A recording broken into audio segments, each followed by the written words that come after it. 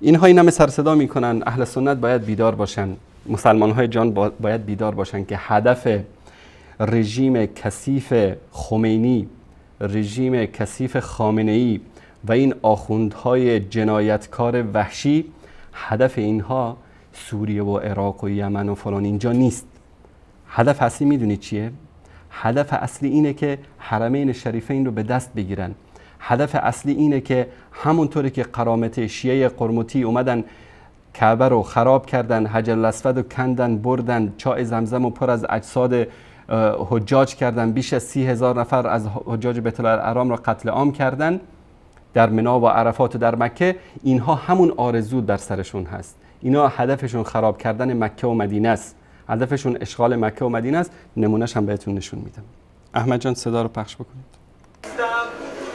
رهبر من پور ابی طالب است، پیرو هر بی پدری نیستم. علویم پسر کرارم، رگ ناموس پرستی ز ابوالفضل دارم. من به جنت نروم خورده حسابی باشد، تا عمر را نزنم پا به جنان نگذارم.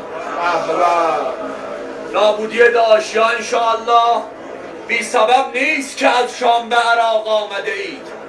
حضرت عمه سادات برادر دارد و شما کمتر از آنید که حسین تیغ کشد و علمدار علم بردارد. ما جوانان بنی فاطمه اربابیم، بی حیا عمه ما مالک اشتر دارد. ایل ما ایل عجم هاست که یک کودک ما جگری با جگر شیر برابر دارد. این که ما دست به شمشیر و زره استادیم، سبب این است که این طایفه رهبر دارد. نه عراق نه سوریه خیالت راحت، کشور ضامن آهوس بزرگتر دارد. وای اگر گرد و غباری به حرم بنشیند، تیغ ما شوق به انداختن سر دارد. باید این شهر به آرامش خود برگردد، که شب جمعه حرم روضه مادر دارد. فردا که دم حیدری از کعبه برآید، دوران معاویه صفتها به سر آید. این پرچم شیعه است که بر قله دنیاست، هر کس ز علی دم بزند هموطن ماست. یا حیدر کرار زند نقش به زودی، بر پرچم سبز عربستان سعودی. ما منتظر حمله ای از سوی حجازیم، تا بین بقیه‌اش حرمیناب بسازیم. شمشیر عجم منتظر حمله جنگ است، مکه بشود مرکز شیعه چه قشنگ است. ابرش بکنیم شاد شود حضرت زهرا، آتش بزنیم نعش همان دشمن مولا. بر کوری چشم همه از آل سعودی، با کارت رویم مکه ببینند به زودی. به جمال بی مثال مولا الموحدین، قائد غر مهجلین، یعصوب الدین، امیر عارفین، امام المتقین. قبلا عرض کرده بودم خدمتون که در کتاباشون اومده که جسد صحابه رو در میارن آتش میزنن، جسد ام المؤمنین عایشه صدیقه رو در میارن. میگفتن که نه دروغه، آن خودش اینجا اقرار میکنه. میگفتم که میخوان مکه و مدینه رو بگیرن خراب بکنن، کعبه رو انتقال بدن، قبله رو انتقال بدن به کوفه. میگفتن که نه این تو کتاب اومده، ما اعتقاد نداریم. اینم در حسینیاشون. اهل سنت بیدار شوید، هدف اینها اشغال قبله شماست. هنوزمون بی غیرت هایی که دم از وحدت بین شیعه و سنی میزنن در بین علمای اهل سنت در افغانستان و در تاجیکستان و در ایران، بیدار شوید.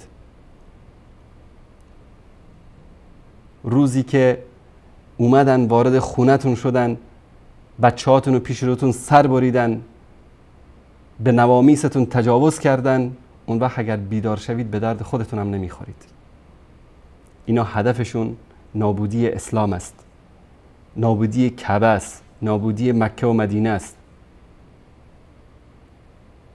این از حقیقت شیعه‌گری که امروز الحمدلله این تکنولوژی و این رسانه و این موبایل ها این حقایق پنهانی رو که در حسینی اینها وجود داشت به گوش جهانیان رسانده. منظور من اون عده از علمای خودفروخته بود که در تاجیکستان حکومت ایران و آخوندهای رافضی بر دوش اینها سوارند و دارند در تاجیکستان برنامه‌ای رو که میخوان پیاده میکنن و اینها دینشون ایمانشون رو فروختن، مثل سید مکرم و دار و دستش، به خاطر 4 درهم و دیناری که بهشون داده میشه. در افغانستان هر آن کسی که عضو شورای اخوت است، شورای اخوتی که برای نابودی اهل سنت ساخته شده، اینها نوکرای ایرانن، اینها مزدوران رژیم ولایت فقیه‌اند، اینها دارن برنامه‌های ایران رو در افغانستان پیاده میکنن. میخواد مولوی باشه، مولانا باشه، مفتی باشه، هر کسی که میخواد باشه. اینا کسایی هستن که دارن زمینه رو برای اشغال افغانستان توسط آخوندهای رافضی مهیا میکنن، یا دانسته یا ندانسته. و در ایران هم کم نیستن کسانی که دین و ایمانشون رو به یک چادر مشکی، عزیزان اهل سنت وقتی این میگن یک چادر مشکی رو میدونن، تو صف وای میستن، 10 تومن 20 تومن با یک چادر مشکی بهشون داده میشه. اینا خارن، اینا ذلیلن، اینا دین و ایمانشون رو به خاطر یک چادر مشکی و 10 تومن میفروشن. از دفتر مقام معظم رهبری یک چادر مشکی بهشون داده میشه. این احمقا نمیدونن در حقیقت داره بهشون توهین میشه که این چادرها رو سر بکنید، شما مثل زنید.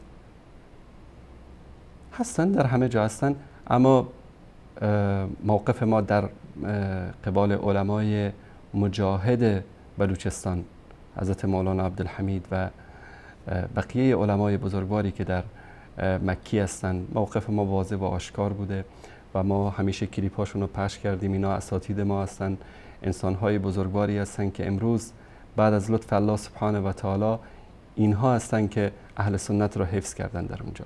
الله متعال حفظشون کنه.